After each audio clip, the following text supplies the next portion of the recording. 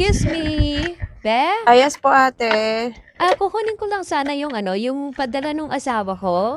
Padala? Oo, Nagpadala po padala. yung asawa niyo dito? Oo, nagpadala daw dito eh. Magkano po pinadala, ate? Naku, hindi ko kasi alam kung magkano yung pinadala niya. Wala siyang sinabi Hindi niyo eh. po alam? Di ko alam Hindi eh, po walang pinadala sinabi. yung ano sa inyo, yung reference number po? Wala kasi siyang binigay sa akin, nagmamadali kasi kanina.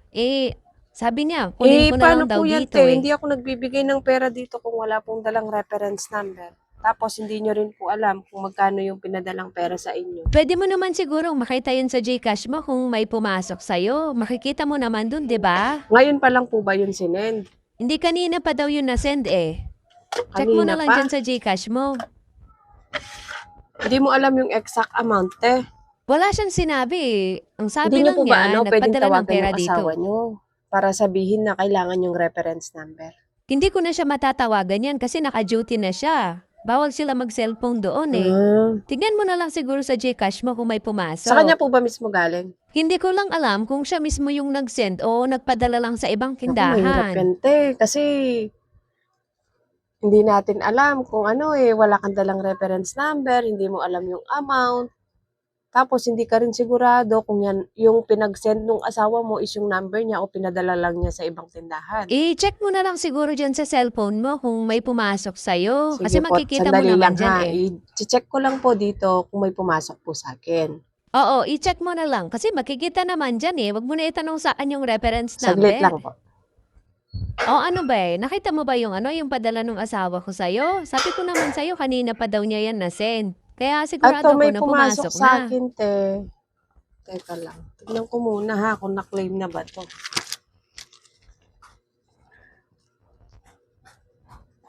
May 3 pumasok sa akin, hindi pa to nakiklaim. Alin dito yung sa inyo? Hindi natin alam kasi wala kang dalang reference number, di mo rin alam yung amount. Magkano ba yung pumasok dyan sa sa account mo? Merong 3,060, meron 1,500, merong 1,020. Bali 3 to eh. 3,060, 1,500 at saka 1,020. 3 yung nag-send, hindi pa to lahat nakiklaim. Halos sabay-sabay din yung nila, yung oras nila. Konting lang, minutes lang yung pagitan. Ganun ba? Alin dito yung sa inyo, te? Siguro yung yung sa akin dyan, yung 3,060, yung Naku, te, malaki. mahirap yung ganyan. Pipili kayo kung alin yung gusto nyo dito. Tapos gusto nyo pa yung pinakamalaki. Baka yan nga yung pinadala ng asawa ko, hindi niya kasi binanggit yung amount. Pero yung malaki Ay, siguro te, yun yung tawagin nyo binibigay na niya lang po para sa siguro yung akin. asawa nyo kasi kailangan po yung reference number. O sige, ganito na lang, te.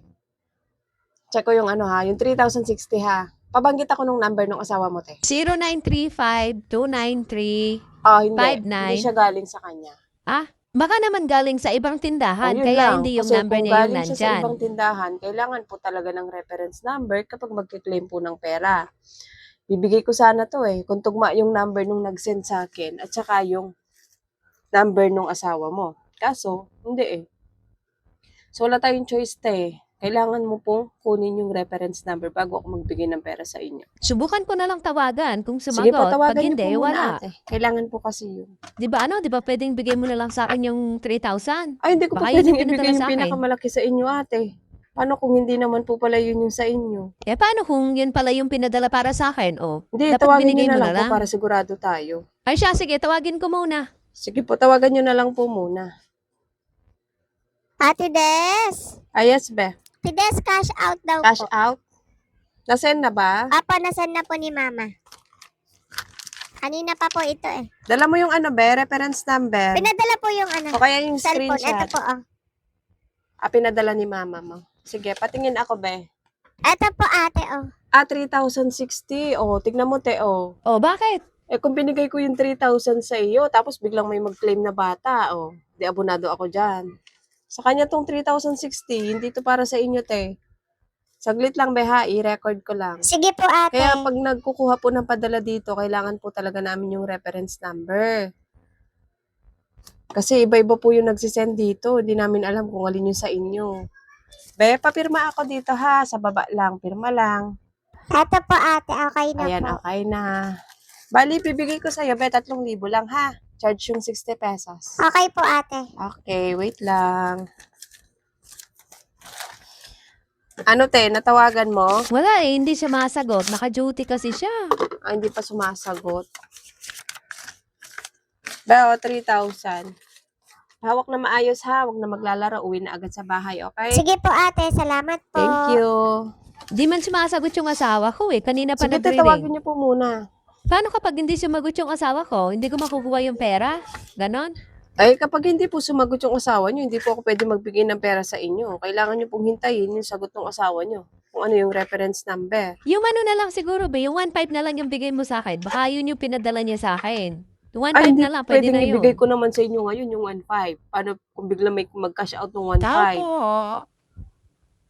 Ano yun, be? Ate, cash out po. Cash out? Magkano? 1.5 po, ate. Nasaan na ba ni mama ma? Apo, nasend na po. O, tignan mo, te, o. May nagka-cash out naman ngayon, 1.5. Patingin ako ng reference number, be. Eto po, ate. 117210.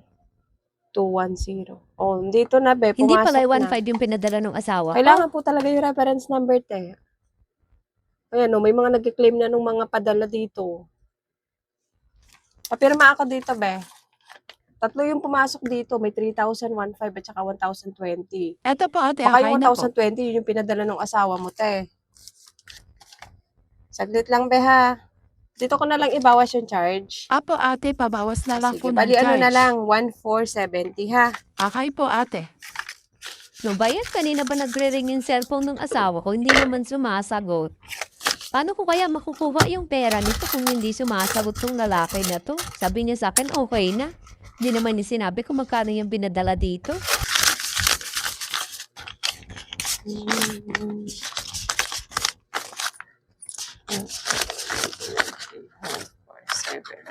Sabi, pahawak na maayos, ha. Pabilang muna bago ka umalis. Sige po, 1,470, ate.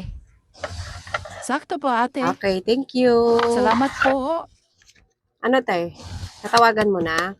Hindi pa nga sumasagot. Hindi pa rin? Naka-duty kasi. Sige, tawagan niyo po, te. Kasi kailangan po ng reference number. Sige, sandali lang. Baka sumagot Sige po, hintayin ko lang. paantay na lang po. May pa-cash out ako. Cash out, kuya. Magkano po? 1,020 yung sinend ko dito. Ay, nasan nyo na po? Magkano? nasend na. 1,020. 1,020. Ito Oh, yung reference Patingin number, ako ng Beo. reference number, kuya. Ito, Uy, sa'yo pala to. O, te, mukhang wala pa yung pinadala ng asawa mo dito. Hindi pa pumapasok. Kasi itong tatlong pumasok sa akin, ikiklaim na siya. Yung panghuli, ikiklaim na. Mukhang wala pa sa akin yung pinadala ng asawa mo, te. Tawagin mo muna. Kaya umuwi ka na lang muna kasi wala pa po. Wala pa po yung pinadala ng asawa niyo. Baka hindi pa po nasisend. Saglit lang ba? Hindi pa kasi siya Kaya sumagot. papirma na lang po sa baba. pirma lang dito sa baba. Yan, okay Ayan, na ba okay yan? na po. Thank you. Saglit lang. Bali, 1,000 na lang yan, kuya, ha? Sige, Be. Yeah, 1,000 po. Salamat. Salamat din. Te, umuwi ka na lang muna. Hintayin mo na lang yung tawag ng asawa mo kasi mukhang hindi pa nasisend ng asawa mo yung padala mo dito. Kasi yung tatlong pumasok sa akin, na-claim na lahat. Ay, ganun ba? Sabi niya sa akin eh, kukunin ko na lang yung pera dito. Di pa pala niya Uwi ka nasisend. na lang po muna, ate. Balikan mo na lang ako pag nasend na. Kailangan dala nyo na po yung reference number, ha? Siguraduhin po na nasend na po bago magpunta dito, ha? Ay siya, sige be. Uwi na lang muna ako. Sige Tayo ko na ng po. tawag ng asawa.